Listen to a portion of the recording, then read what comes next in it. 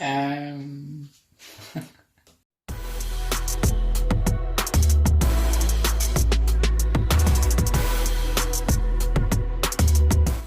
Salutare tuturor și bine v-am găsit din nou pe canalul meu.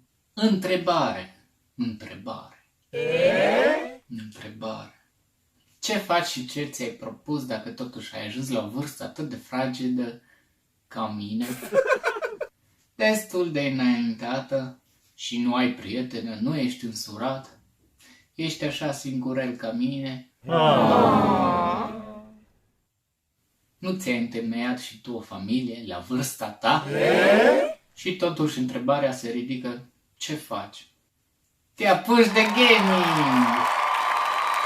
de gaming și îți cumperi un PlayStation 4 Pro. PlayStation 4 Pro va merge în 4K. 4K. Nu sunt eu prea priceput la jocuri, dar cred că e așa. Acest PlayStation 4 Pro vine și cu două jocuri. Days Gone și Fallout. Le avea aceste două jocuri pe el. Așa că haideți să-l desfacem îndată.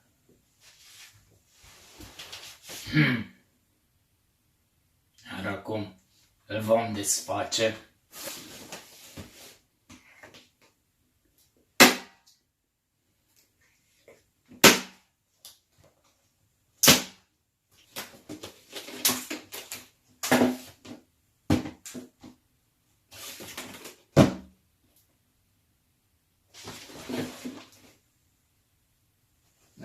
Mersi de tricou.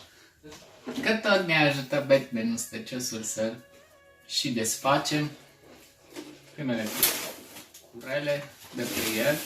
Le vom da jos. Deci acest produs a fost cumpărat de la MediaMarkt. Avem nevoie de ele. Ok, haideți să vedem ce găsim mai departe în pachet. Bun. Haideți să îl și desfacem de aici. Ok. Bun. Așa e cutia. Așa. Tragem de... Așa. Două. Bun. Și aici. În cutie se mai află încă o cutie. Așa.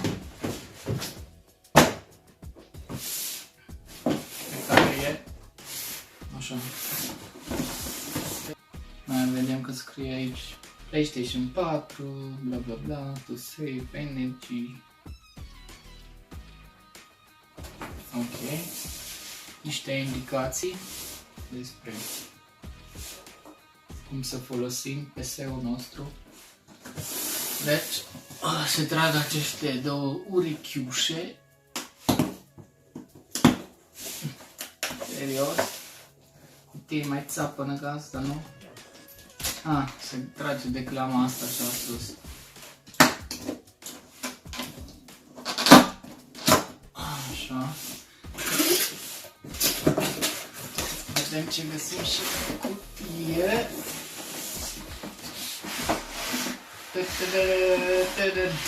Lăsăm groma la o parte.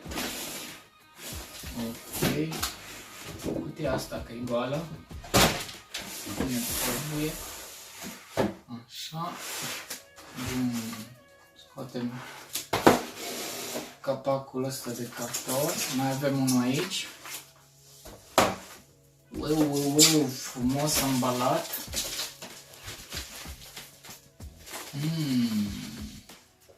PlayStation 4. E destul de grea consola. Sincer, eu sunt la început. Nici nu mă pricep cu jocurile. Nu prea, să zic așa. Cu gaming-ul, cu astea sunt la zero. Doar am vrut să fac experiența de unboxing cu voi.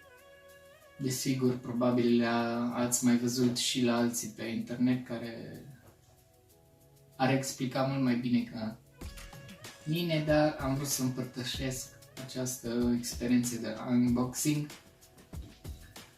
Și el vine astfel: PlayStation 4 Pro. Aici avem cele două USB-uri, locul unde vine discul de Blu-ray, iar pe spate avem HDMI, o ieșire de AUX, așa, cablu de priză care vine, și vedem pe spate cum aceste suporturi de piciorușe vine în forma butoanelor, foarte tare. Intrăm în lumea gamerilor, să zic așa oarecum. Hai să vedem ce mai în cutie, mai găsim ceva. Mai este aici, e posibil să nu mai fie ceva. Deci, așa vine ea. Avem controllerul, desigur.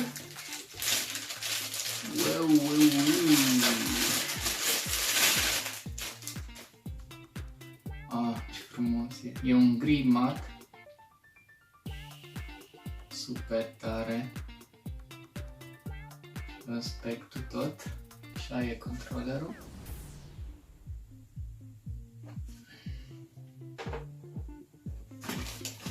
Ok, manuale de utilizare. Așa. Încă un manual. Cablu de alimentare.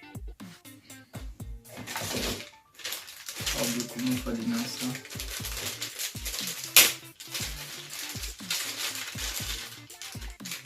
V-am zis la început, poate ar fi cablu de încărcat telefon. Așa. Căști. Frumoase căști. Vine așa cu un design albastru. Se vede. Ok. Cablu HDMI. Și cum poziționăm ăștia și atât. Vă arăt și la cameră mai aproape. Controllerul DualShock. Frumos. Căștile care vin astfel.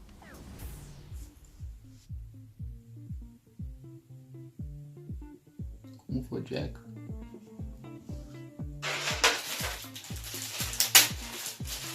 Cablul HDMI.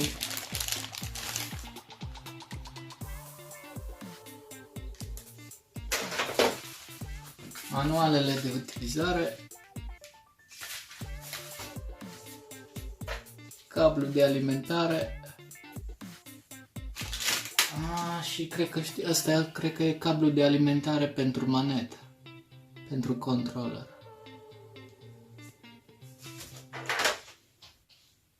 Pe cutia, deci lateral, vedem și ce se află înăuntru.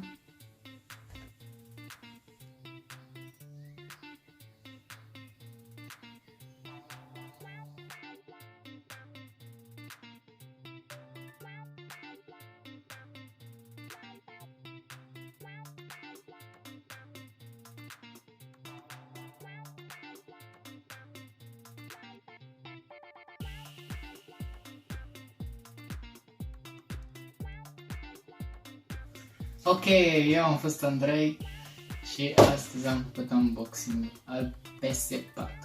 Îți mulțumesc că ai avut răbdare să mă urmărești până la sfârșit.